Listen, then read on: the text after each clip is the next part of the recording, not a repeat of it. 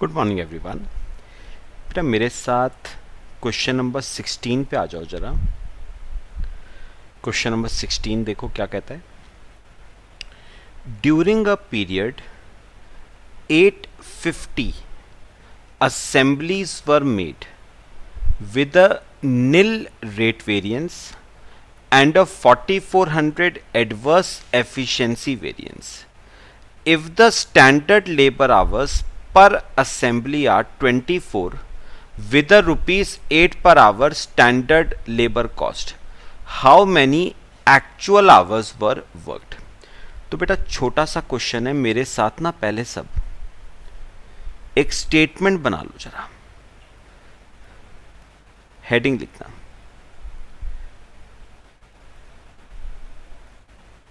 Statement showing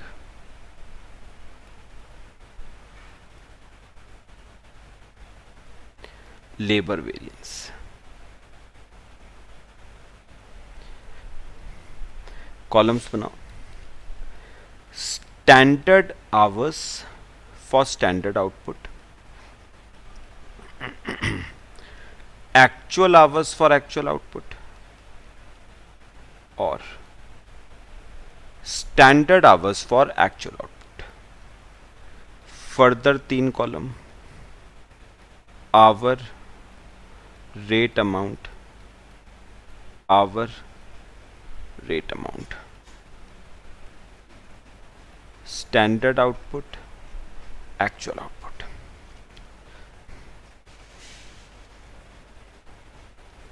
चलो आओ मेरे साथ। पहले ना सेकंड लाइन सब पढ़ना। उसने कहा है if the standard labour hours per assembly are 24। Per assembly का मतलब क्या हुआ? एक असेंबली का आउटपुट बनाने के लिए स्टैंडर्ड आवर्स लगते हैं 24। एक असेंबली बनाने के लिए 24 आवर्स और स्टैंडर्ड रेट है 8 पर आवर, तो ये आ गया 192। ठीक है। अच्छा अब आ जाओ आगे। During a period 850 assemblies were made, तो एक्चुअल आउटपुट 850 असेंबलीज। अच्छा मुझे एक बात का जवाब दो, थर्ड कॉलम बन जाएगा मेरे ख्याल से, कैसे बताओ? एक असेंबली का आउटपुट बनाने के लिए 24 आवर्स, तो 850 असेंबलीज का आउटपुट बनाने के लिए 20,400 आवर्स। 20,400 आवर्स, रेट 8 रुपीज, तो 163,200। लो ये आपका बन गया थर्ड कॉलम। ठीक है। अब बेटा एक बार ना ये भी पढ़ लेना, निकालना क्या था हमें। उसने कहा है how many actual hours were worked. आपको एक्चुअल आवर्स इस क्वेश्चन में क्या करने हैं? कैलकुलेट। बेटा चेक करना कोई वेरिएंस दे रखा है क्वेश्चन में। ये देखो आपको दे रखा है 4400 एडवर्स एफिशिएंसी वेरिएंस। चलो फॉर्मूला लिखो लेबर एफिशिएंसी वेरिएंस का।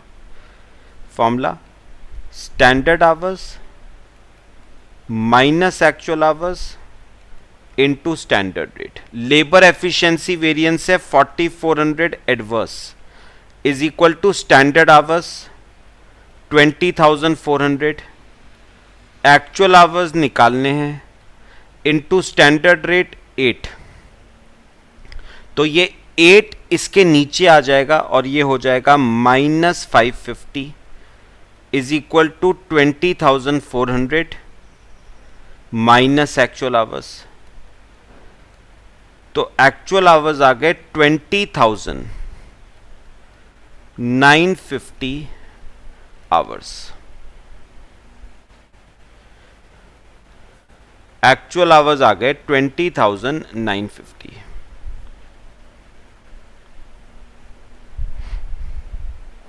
सब बताओ क्लियर हो गया? बस यही बेटा क्वेश्चन में आपको निकालना था। तो एक्चुअल आवर्स आ गए 20,950। ठीक है। अच्छा, वैसे अगर स्टेटमेंट ये फॉर एग्जांपल मैं कहूँ कंप्लीट करनी है तो कैसे करोगे? ये देखो बेटा, उसने कहा है रेट वेरिएंस निल है। सोचो बेटा, रेट वेरिएंस निल कब होगा? जब स्टैंडर्ड रेट किसके बराबर हो जाएगा? एक्चुअल रेट के, तभी तो रेट वेरिएंस निल होगा। तो जब स्टैंडर्ड रेट और एक्चुअल रेट दोनों सेम है तो रेट वेरिएंस निल हो जाएगा।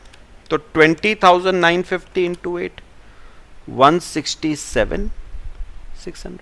लो, हो गया बेटा हमारा, सिंपल सा था।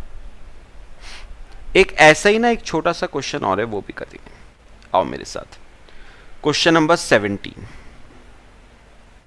पढ़ना। During a period 25,600 labor hours were worked at standard rate of 7.5 per hour. Efficiency variances 8250 adverse. How many standard hours were worked? तो अब इस क्वेश्चन में आपको स्टैंडर्ड आवर्स निकालने हैं और एफिशिएंसी वेरिएंस दे रखा है। अब सीधे निकालो बेटा, स्टेटमेंट बनाने की जरूरत नहीं है, सीधे निकाल लो। Labour efficiency variance formula standard hours minus actual hours into standard rate. Efficiency variance है 8250 एडवर्स, तो minus 8250 is equal to standard hours निकालने हैं minus actual hours. 25,600 hours were worked, तो actual hours 25,600 into standard rate 7.5 दे रखा था। अच्छा, ये 7.5 इसके नीचे आ जाएगा तो ये हो जाएगा minus 1100 is equal to standard hours minus 25,600।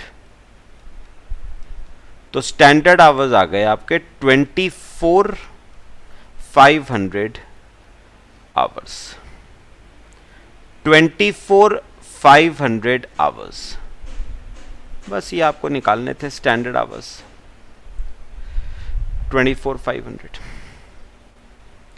समझ आए बेटा? दोनों छोटे छोटे क्वेश्चन से करें, आगे चलें। एक और, अब जरा एक इंपॉर्टेंट क्वेश्चन करा रहा हूं, देखना बेटा मेरे साथ। क्वेश्चन नंबर 18 पे आना। 18th क्वेश्चन देखो। From the particulars given below compute price variance, usage variance, labour rate variance, ideal time variance and labour efficiency variance.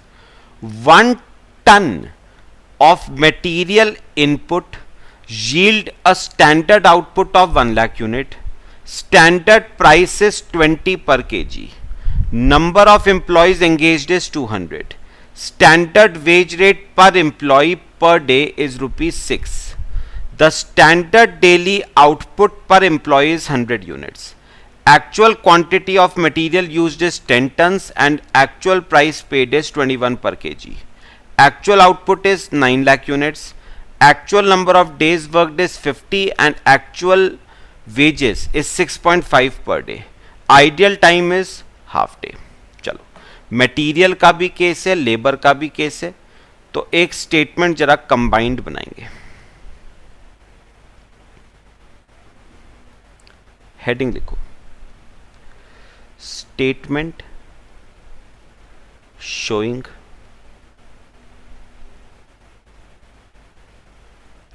Variances. Statement showing variances, ठीक है। चलो कॉलम्स बनाना। पहला स्टैंडर्ड फॉर स्टैंडर्ड आउटपुट, फिर actual for actual output, और फिर standard for actual output. Quantity our rate amount, quantity our rate amount, quantity our rate amount. फिर first column के ऊपर स्टैंडर्ड आउटपुट, सेकंड के ऊपर एक्चुअल आउटपुट। ठीक है, चलो यहां पर लिख लो मटेरियल और लेबर।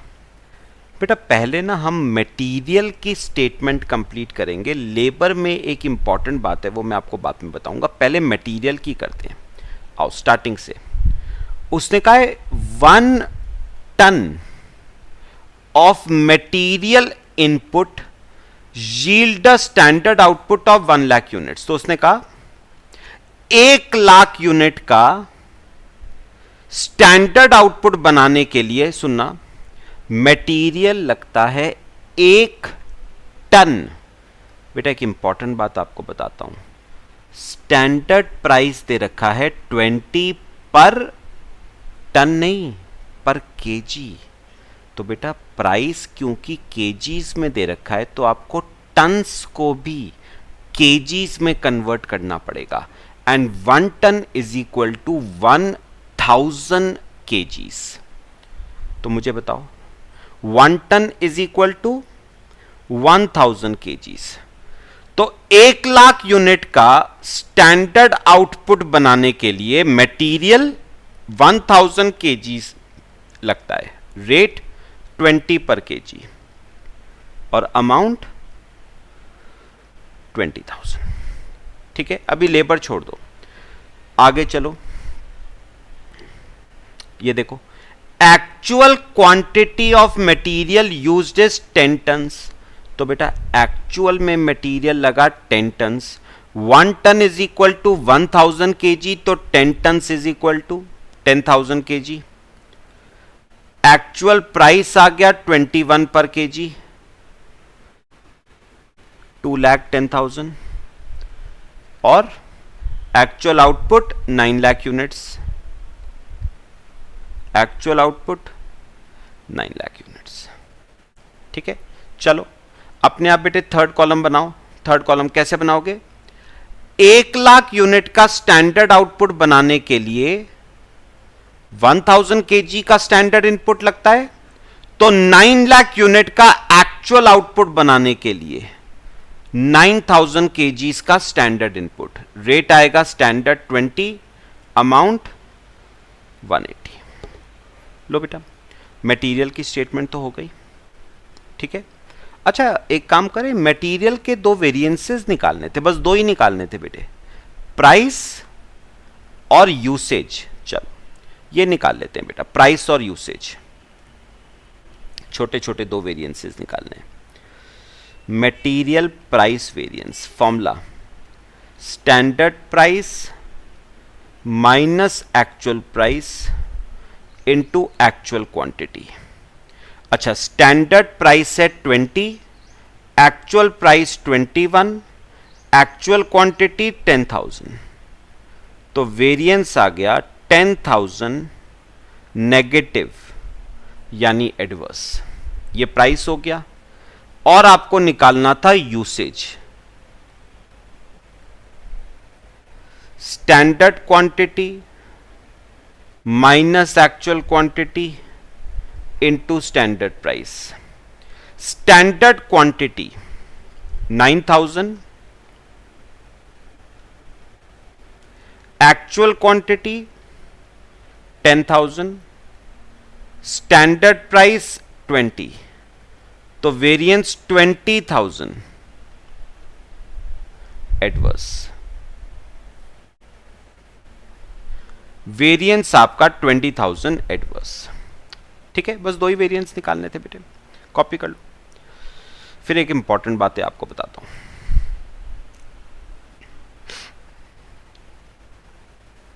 मेरी बात बहुत ध्यान से सुननी है बेटा।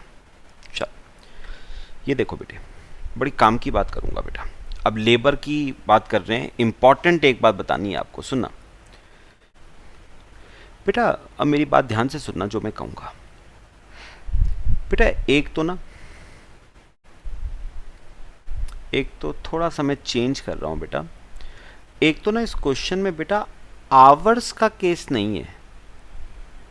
अगर आप नोटिस करो ना एक बार क्वेश्चन में बेटा डेज का केस है। ये देखो डेज का केस है तो आवर्स की जगह ना डेज कर लेना, डेज डेज। ठीक है, ध्यान से सुनना बेटा। पता है क्या बच्चे, मेरी बात सुनो बेटा। ये जो 1,00,000 यूनिट का आउटपुट आपको दे रखा होता है ना, ये बेटा एक वर्कर का आउटपुट नहीं दे रखा होता है बेटा आपको। ये जो आउटपुट आपको गिवन होता है ना, ये पूरी फैक्ट्री का आउटपुट गिवन होता है। पूरी फैक्ट्री का मतलब सारे वर्कर्स का कंबाइंड आउटपुट 1,00,000 है। ये एक वर्कर का आउटपुट नहीं है, ये पूरी फैक्ट्री का एज अ होल आउटपुट है बेटा। ठीक है, ये बात याद रखना। और अगर मैं आपसे पूछूं कि बेटा पूरी फैक्ट्री में वर्कर्स हैं कितने, तो देखो number of employees engaged is 200 और पूरी फैक्ट्री में बेटा 200 वर्कर है। तो याद रखना ये आउटपुट कोई एक वर्कर का नहीं है, ये आउटपुट 200 वर्कर्स का यानी 200 लेबरर्स का आउटपुट है। क्लियर हुआ सबको? ठीक है, अब मेरी बात सुनना जो मैं कहूंगा, ध्यान से सुनो बेटा। चलो एक काम करते हैं, 200 की बात अभी बाद में करते हैं, पहले एक एम्प्लॉय की बात करते हैं। ध्यान से सुनना, ये देखो स्टैंडर्ड डेली आउटपुट पर एम्प्लॉय इज 100। उसने कहा एक एम्प्लॉय एक दिन में 100 यूनिट बना सकता है। मैंने क्या कहा? एक एम्प्लॉय एक दिन में कितने यूनिट्स बनाता है? 100। एक एम्प्लॉय बनाता है एक दिन में, और एम्प्लॉयज थे कितने? 200। तो फिर बताओ 200 एम्प्लॉय एक दिन में कितने यूनिट्स बनाएंगे? एक एम्प्लॉय 100 बनाता है तो 200 एम्प्लॉय 20,000 यूनिट। क्लियर हुआ? ध्यान से सुनना बेटा। अब मेरी बात सुनो, मुझे बताओ 20,000 यूनिट बनते हैं, 20,000 यूनिट बनते हैं कितने दिनों में? एक दिन में। भाई 20,000 यूनिट बनते हैं एक दिन में, तो बताओ 1,00,000 यूनिट का स्टैंडर्ड आउटपुट कितने डेज में प्रोड्यूस होगा? 1/20,000 इंटू 1,00,000, तो कितने डेज में? 5 डेज में। तो standard days for standard output आया 5 डेज। सुनना अभी ध्यान से, पहले तो ये बात आई। वर्किंग नोट बना के इसे कॉपी करना चाहते हो तो कर लो, इंपॉर्टेंट है बेटा। मैं एक बार दोबारा बोलूं, एक एम्प्लॉय एक दिन में 100 यूनिट बनाता है, तो 200 एम्प्लॉय एक दिन में बनाएंगे 20,000 यूनिट। तो 20,000 बनते हैं एक दिन में, तो 1,00,000 यूनिट का स्टैंडर्ड आउटपुट प्रोड्यूस होगा 5 डेज में। ठीक है, तो बताओगे ये 5 डेज क्या आ गए? Standard days for standard output. ये आ गए standard days for standard output. समझ आया? सुनना अभी, इंपॉर्टेंट बात है बेटा। ये देखो, मेरी बात सुननी है सबने। यहां देखो, मुझे बताओ 1,00,000 यूनिट का स्टैंडर्ड आउटपुट बनाने में कितने डेज लगते हैं? 5। स्टैंडर्ड डेज कितने लगते हैं? 5। अब सुनो मेरी बात, मैं जो कहूंगा वो सुनना बेटा। ये जो 1,00,000 यूनिट का आउटपुट था, ये कितने वर्कर्स का आउटपुट था? 200 वर्कर्स का आउटपुट था। तो बेटा यहां पर डेज एक वर्कर के कैसे लिख दोगे बेटा? ऊपर जब आप आउटपुट 200 वर्कर्स का लिख रहे हो, तो नीचे बेटा डेज भी तो 200 के लिखो। एक के डेज लिख के काम कैसे चलेगा? Comparison should be equal. जब आप आउटपुट 200 वर्कर्स का लिख रहे हो, तो नीचे डेज भी कितने के लिखो? 200 वर्कर्स के लिखो ना। पॉइंट समझ आया? बात समझ आई? तो मुझे बताओ, एक वर्कर 5 दिन काम करता है, चाहे करके देखो ना एक बार, मुझे बताओ। ये जो 5 डेज आए हैं, ये 5 डेज आए हैं, ये एक वर्कर के हैं बेटा। सोचो, एक वर्कर एक दिन में कितना आउटपुट बनाता था? 100 का। तो 5 दिन में वो कितना बनाएगा? 500 का। तो एक वर्कर का आउटपुट तो 500 है, और आपने यहां पर आउटपुट लिखा कितना? 1 लाख। तो ये 1 लाख एक वर्कर का आउटपुट थोड़ी ना, ये तो 200 का आउटपुट है। तो नीचे डेज भी तो 200 के लिखो। एक काम करता है 5 दिन, तो 200 वर्कर्स काम करेंगे 1000 डेज। पॉइंट बताओ, ये बात समझ आई बेटा? क्योंकि ऊपर आउटपुट 200 वर्कर का है, तो नीचे डेज भी 200 के आएंगे बेटा। एक वर्कर 5 दिन काम करता है, तो 200 वर्कर 1000 दिन। पक्का समझ आया? अच्छा, अब रेट पे आओ। स्टैंडर्ड रेट 6 रुपीज, तो अमाउंट आ गई 6000। ठीक है, इंपॉर्टेंट है बेटा भी। अब आ जाओ एक्चुअल डेज पे। बेटा इसका ना एक वर्किंग नोट बनाएंगे जरा, ये इंपॉर्टेंट है, सुनना जरा। कैलकुलेशन ऑफ एक्चुअल डेज,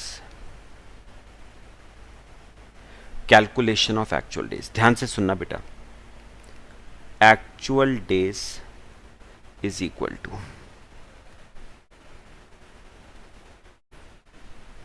सुनना, ये देखो बेटा, actual number of days worked is 50। तो एक्चुअल डेज, कितने एक्चुअल डेज काम हुआ बेटा? 50।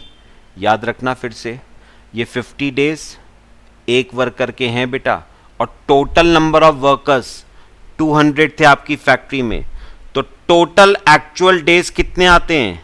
10,000 डेज। टोटल एक्चुअल डेज 10,000 आएंगे। अब इसे डिवाइड करो 2 पार्ट्स में, सुनना ध्यान से। 2 पार्ट कौन कौन से होंगे? डेज वर्कड और आइडियल टाइम। सुनना ध्यान से।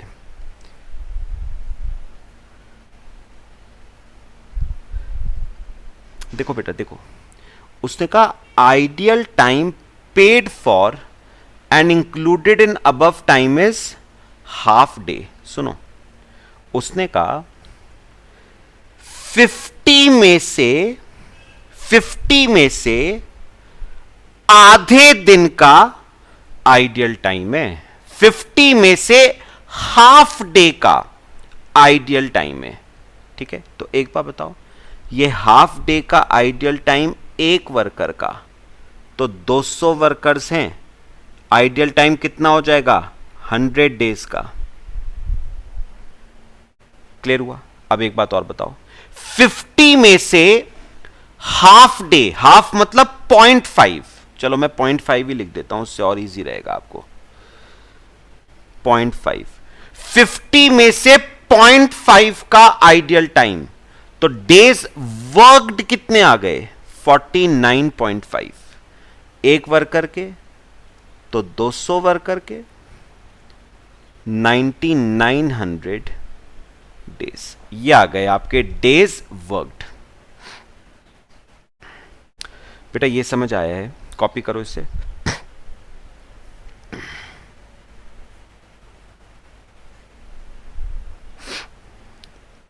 ठीक है, यहां पर लिखो, अलग अलग लिखना। 9900 डेज तो आ गए वर्कड, और 100 डेज का आ गया आइडियल टाइम, और रेट था 6.5 पर डे। और आपको अच्छी तरह पता है पेमेंट जो होती है वो टोटल की होती है, तो 9900 प्लस 100, 10,000 इंटू 6.5। बेटा आइडियल टाइम की भी पेमेंट होती है 65,000। ठीक है, और अब बेटा थर्ड कॉलम बना लो। अब तो सिंपल हो गया। 1 लाख यूनिट का आउटपुट बनाने के लिए 1000 डेज, तो 9 लाख यूनिट्स का आउटपुट बनाने के लिए 9000 डेज। रेट आपका 6 आ जाएगा, अमाउंट 54,000 आ जाएगी। लो, ये आपकी स्टेटमेंट हो गई। बेटा नंबर ऑफ लेबरर्स वाला केस क्लियर हुआ है सबको? पक्का? चलो अब देखो, क्वेश्चन में आपको वेरिएंसेस, रेट वेरिएंस निकालना था, आइडियल टाइम और एफिशिएंसी। चलो निकालो, 3 सिंपल से वेरिएंसेस निकालने हैं। Labour rate formula, standard rate minus actual rate into actual days. Standard rate पढ़ो जरा 6, एक्चुअल रेट 6.5। याद करो यहां पर एक्चुअल डेज कौन से आते थे? पेड इंक्लूडिंग आइडियल टाइम, तो 10,000 आएंगे।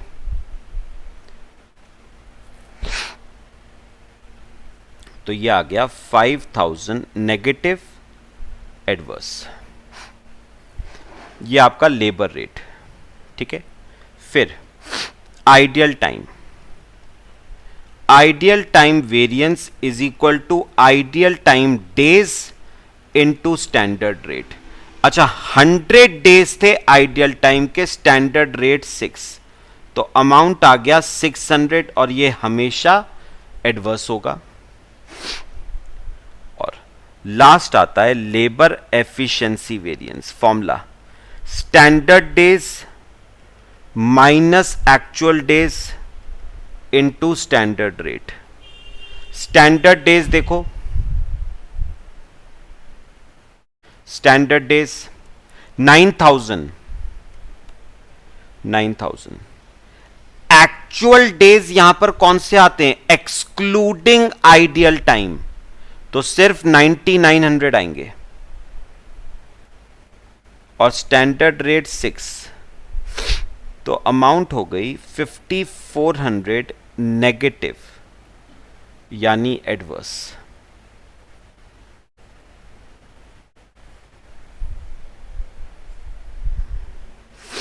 लो बेटा, ये आपके सारे वेरिएंसेस हो गए। मेरे ख्याल से तीनों क्वेश्चन जो हमने आज करे बेटा क्लियर हुए सबको, ठीक है। बाकी नेक्स्ट क्लास में कराऊंगा आपको, नया टॉपिक है वो नेक्स्ट क्लास में करेंगे। कॉपी कर लो बेटा। सबको ये नंबर ऑफ लेबरर्स वाला जो केस था वो क्लियर हुआ? तो बेटा जिस जिस क्वेश्चन में नंबर ऑफ वर्कर्स की डिटेल दे रखी होगी ना, वहां पर ऐसा ही चलेगा, ठीक है। चलो बाकी नेक्स्ट क्लास में करते हैं, ठीक है। Till then thank you.